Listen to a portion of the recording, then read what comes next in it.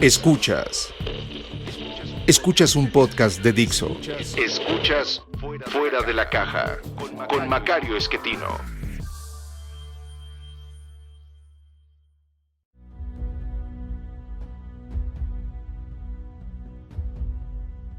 Bienvenidos, esto es Fuera de la Caja. Yo soy Macario Esquetino, le agradezco mucho que me escuche. Esta es la emisión número 99 de Fuera de la Caja. Estamos a punto de llegar al centenar, pero hoy, como es una emisión impar, nos toca hablar de coyuntura. Y bueno, pues lo que tenemos en este momento es una cantidad muy grande de información económica, sobre la cual creo que vale la pena platicar un poco. Se ha publicado ya el estimador oportuno del Producto Interno Bruto para México durante el segundo trimestre. A lo mejor usted no lo recuerda, el Producto Interno Bruto es todo el valor agregado que se genera en este país en ese trimestre, es decir, entre abril, mayo y junio. Y bueno, pues generamos una cantidad mucho menor a la que habíamos generado el trimestre anterior o el año anterior. Es la caída más grande registrada para un trimestre en toda la historia, porque los trimestres en realidad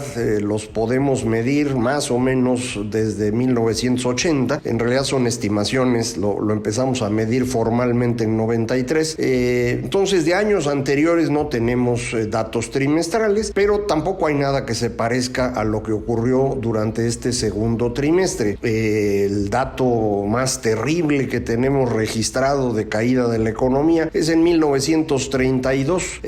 No le crea usted tanto porque, bueno, en ese entonces no existía el Producto Interno Bruto, se medía más bien actividad económica y de ahí se ha derivado un estimador del PIB, pero bueno, fue una caída de 14% en ese año. Es el periodo de la Gran Depresión en los Estados Unidos, dejamos de vender al exterior, problemas internos, y esto, bueno, nos llevó a tener un año muy malo en aquella época, aunque México en ese entonces era un país profundamente rural, todavía con una industria muy limitada, apenas recuperándose del periodo revolucionario, muy diferente a lo que tenemos hoy. La caída que ocurre en este segundo trimestre de 2020 es de números cerrados 19% contra el mismo trimestre del año anterior. Esta caída, insisto, es gravísima, es el doble de la que sufre Estados Unidos en esa misma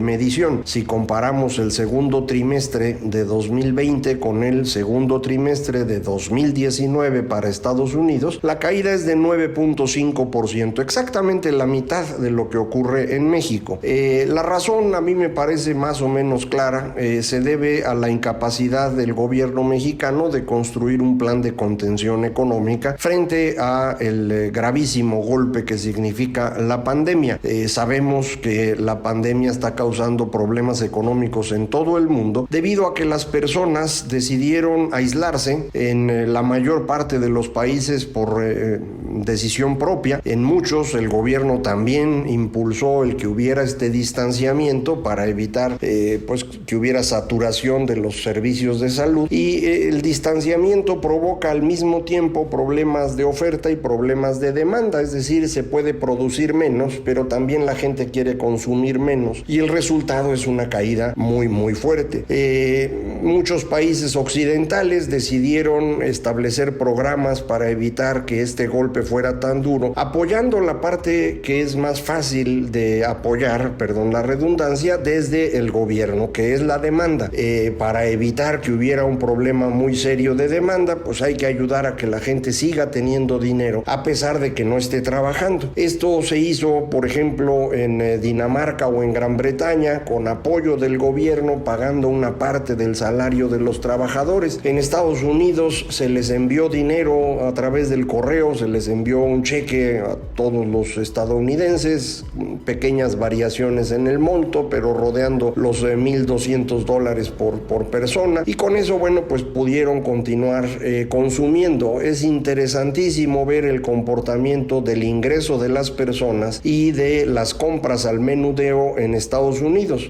Precisamente en abril hay hay un gran salto en el ingreso de las personas, en lugar de caerse, crece porque reciben este dinero del gobierno y por lo tanto la caída que estaba ocurriendo en ventas al menudeo se detiene y empieza un proceso de recuperación prácticamente desde abril. En mayo ya se nota con toda claridad. Esto pasó en esos países donde hubo este apoyo directo a la demanda. Hubo también un apoyo a la oferta para evitar mayores costos de producción. Lo que se hizo en muchas partes fue posponer el pago de cuotas de seguridad social, posponer el pago de impuestos, o incluso, por ejemplo, en Francia se dio apoyo a las empresas para cubrir alquileres, gas, agua, etcétera.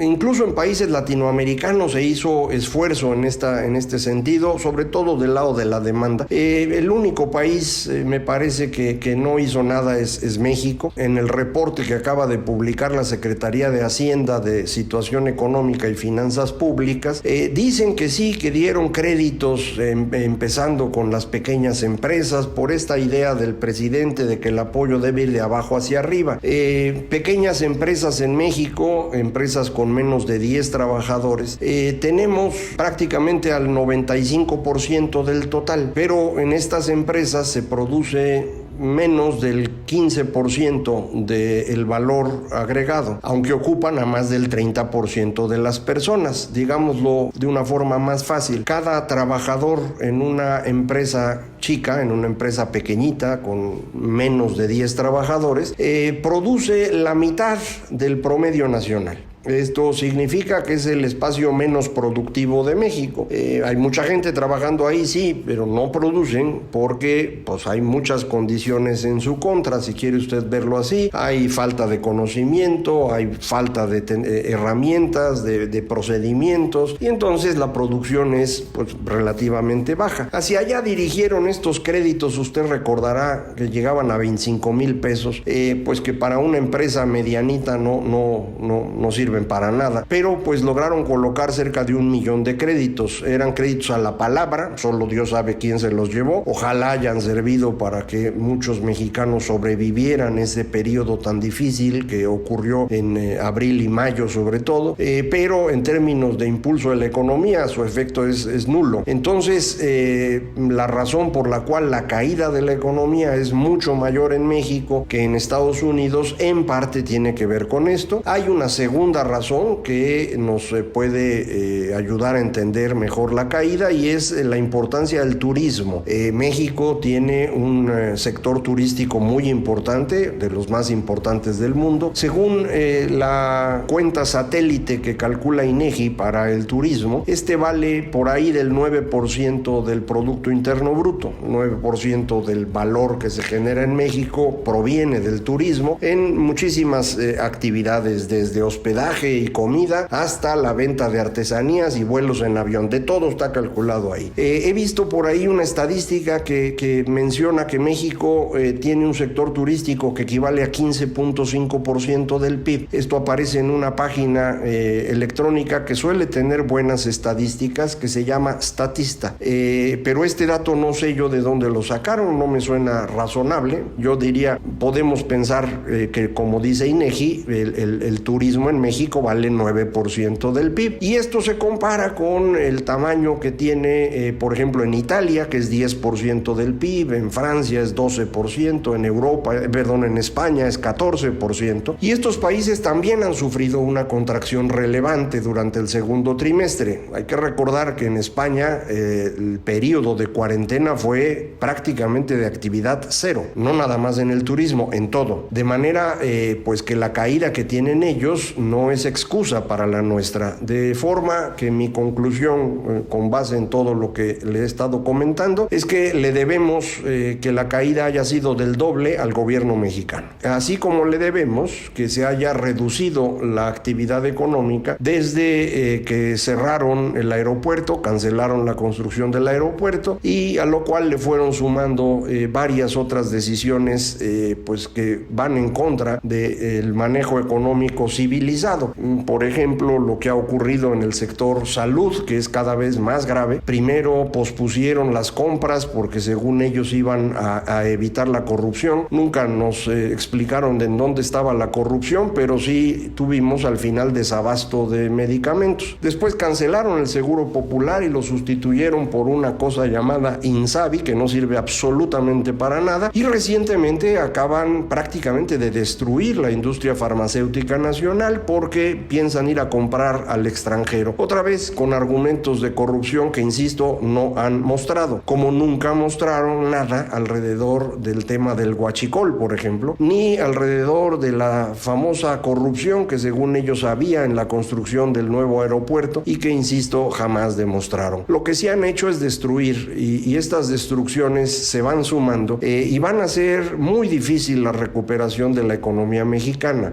a diferencia de otros países que en este momento ya tienen un proceso de recuperación en marcha. En México esto no es claro. Es cierto, sin duda, que la actividad económica llega a su punto más bajo en mayo, porque todos estábamos encerrados, o buena parte estábamos encerrados. No eran todos. Si hubieran sido todos, hubiéramos controlado el contagio de la pandemia, cosa que tampoco hemos logrado. Es un fracaso absoluto el tema de la pandemia.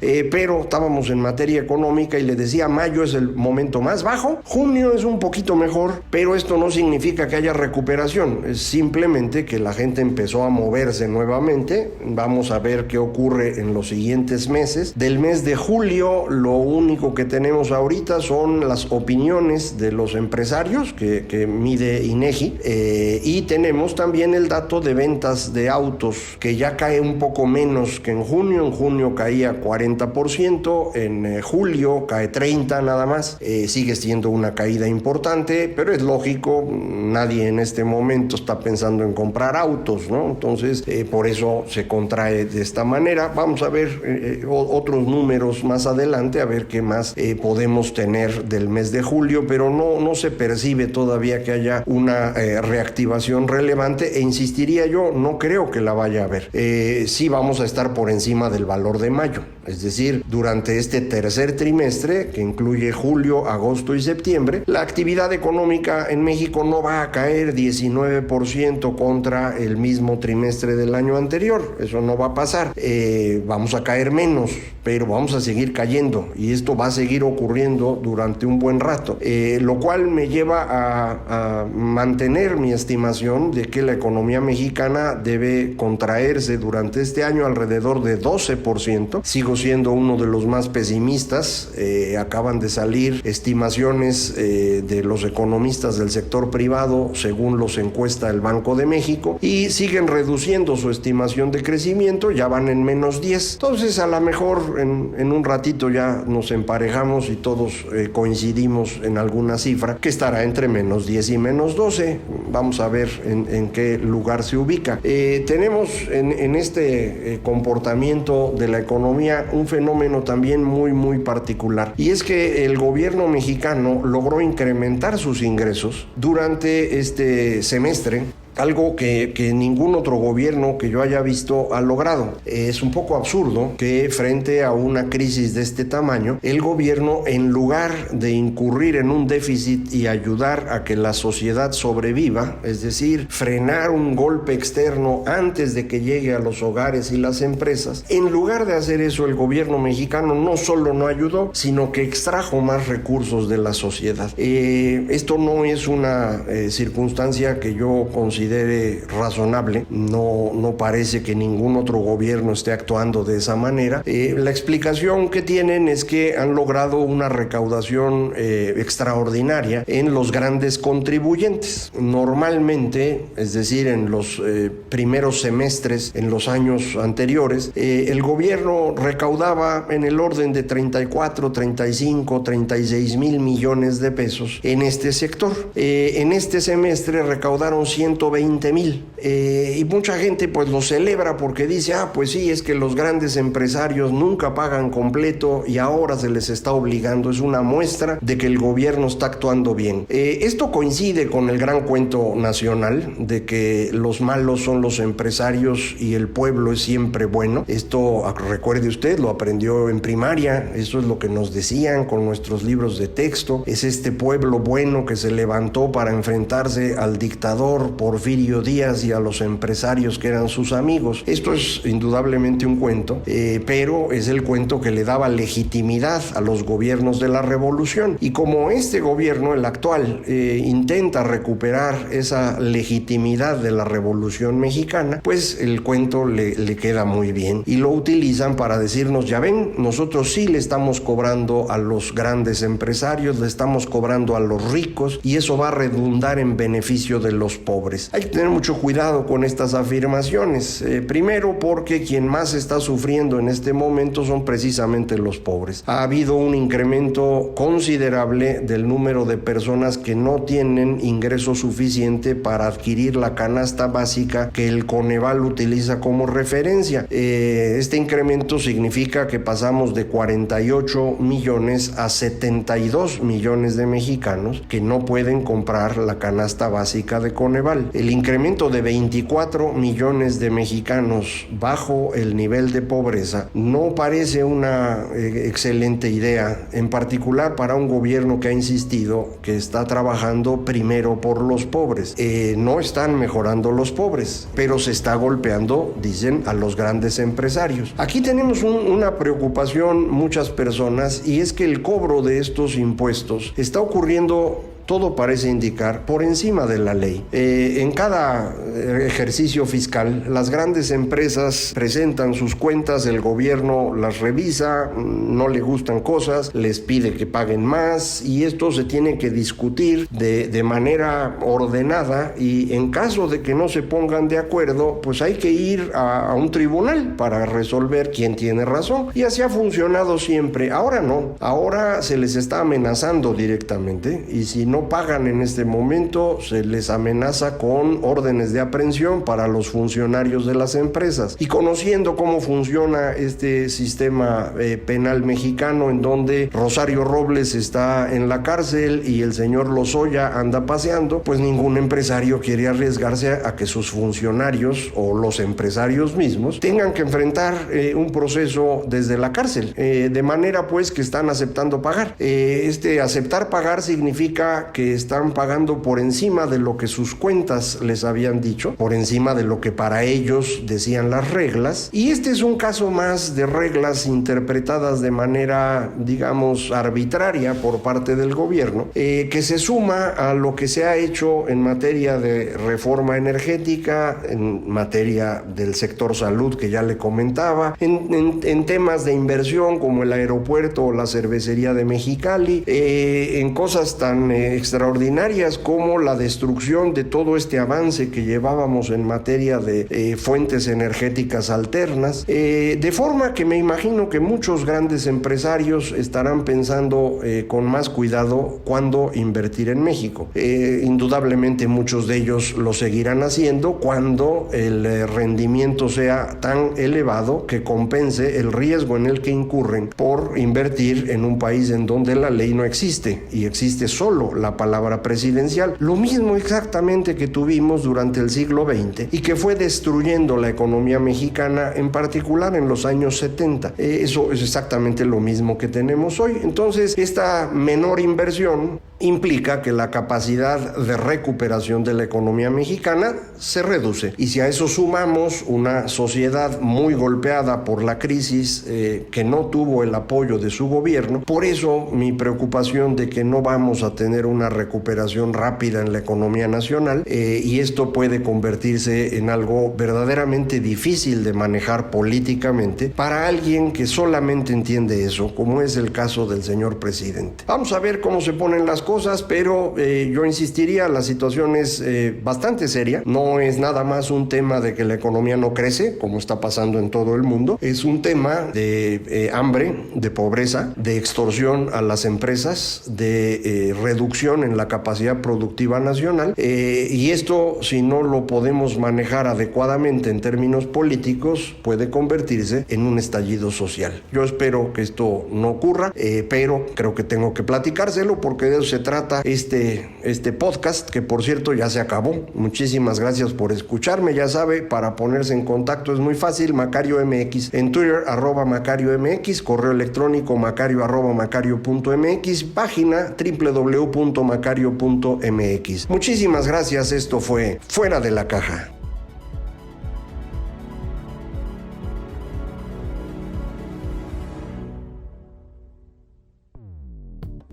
Dixo presentó Fuera de la Caja, con Macario Esquetino. La producción de este podcast corrió a cargo de Verónica Hernández. Coordinación de producción, Verónica Hernández. Dirección general, Dani Sadia.